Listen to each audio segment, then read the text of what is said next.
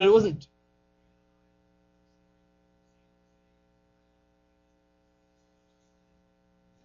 Hey everybody, I'm Tim Nichols reporting for the Journal, and today I'm going to take you on a trip through the downtown core of Toronto to show you what it's actually like to be a bike messenger in the city. Rain or shine, they ride every day, so let's take a look.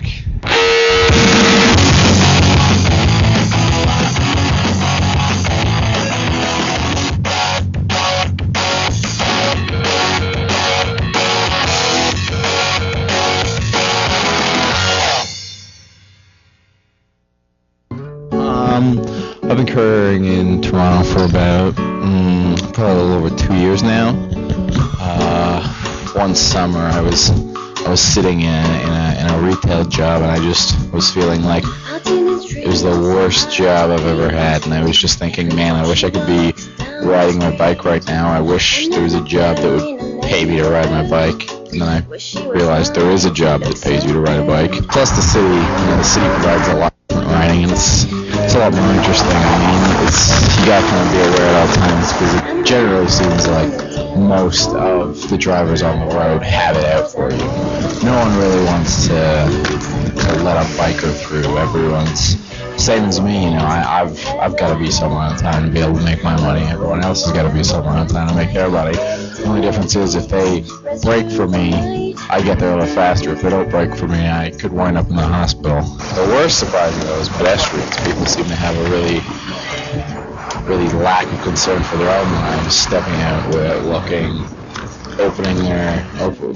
running out to their cars to open their door to get in as quickly as possible.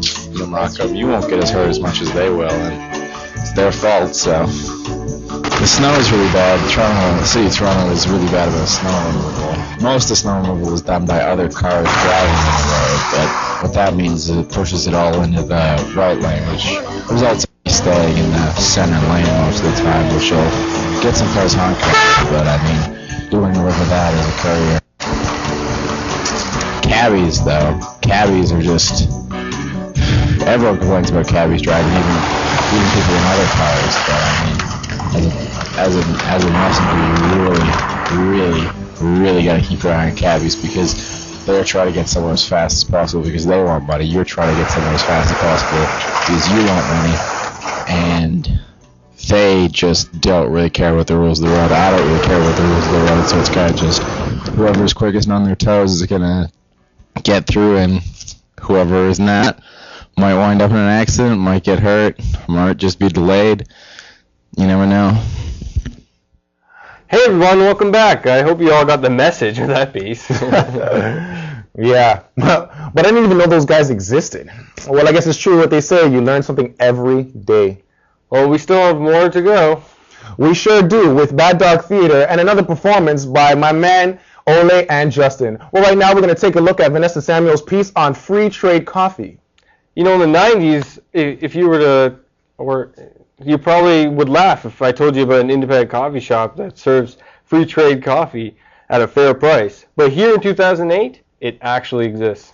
Vanessa Samuels is reporting that particular coffee shop in Toronto. Speaking of which, I could go for an espresso right about now. Well, maybe after the show. Enjoy.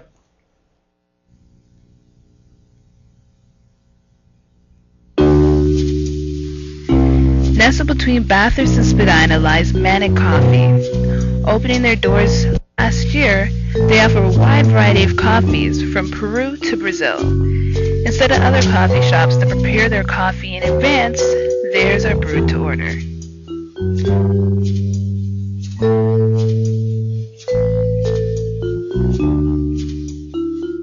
I used to be a big coffee drinker, or semi-big coffee drinker, just drink your double-doubles or anything else. And it wasn't until I went to Vancouver that I actually had kind of the coffee that changed my life kind of thing. Just having a great mocha and having the Esmeralda actually back over 2 years ago, starting with that coffee, was what kind of set my path, because I had the Esmeralda, which is arguably, even to this day, some consider the best coffee in the world. And being presented that coffee to you like right in the beginning, and developing your palate and understanding there's something like really crazy or different about this coffee, kind of just leads you down that path. In terms of working with coffee, I just enjoyed working in coffee so much that there's nothing else I could think of doing. So I realized that at Elysium when I took some time off back in August last year, the year before. It was just you realize that like sometimes it becomes so part of you, because it's not just the one thing about coffee. It's not that you work with a great product, you work with an amazing experience. Is that it's also a community that you grow and develop. Being a part of that community means you have to still contribute to it, to a large part of it. And I missed like not being in that community when I moved back to Toronto. So there was really no choice, because to get back into it, I had to kind of do it myself. We're the only ones with this one certain water system that we can calibrate specifically for coffee application. So we can actually control how much mineral content and everything is in it. We're full of a lot of passionate people who are really, who really enjoy what they do and care about the product they serve. That's what sets us apart. Coffee can be a moment, it can be an experience. Like when you have that coffee at that moment, you're taking a break and you just kind of forget about everything else. Do you want to meet some people we've never met before from the neighborhood? And read a magazine maybe and drink some coffee. It's a nice place. Sometimes like I feel almost like it's a nightclub in a way or something. Like sometimes you come here like around like 7, it's full of people. There's nowhere to sit down. And everyone looks at each other, which is kind of weird. Everyone checks each other out. That flavor versus the flavor of an industrial post-consumer big box coffee chain and all its like, cardboard grossnesseries.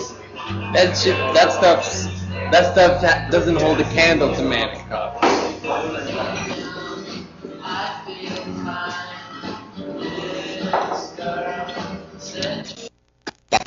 Cappuccino's king. From Starbucks to Second Cup, Manic Coffee is making a name for itself as being a more pure and tasteful form of coffee. Bring coffee lovers alike to enjoy the experience. It's really sweet and yeah, it's good. It's sort of hard to put into words.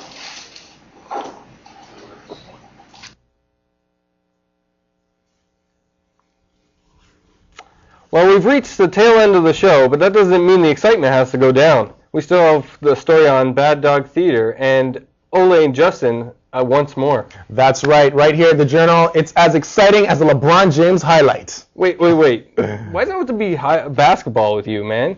Okay, fine. Here at the Journal, we're as exciting as Wayne Gretzky in the playoffs. No. Better what? It's still sports, man. Let me say it. Here at the Journal, we're just like, whose line is anyway? Because it's a segment about improv theater. All right, I'll take it. Well, we'll be right back after that segment and after this commercial.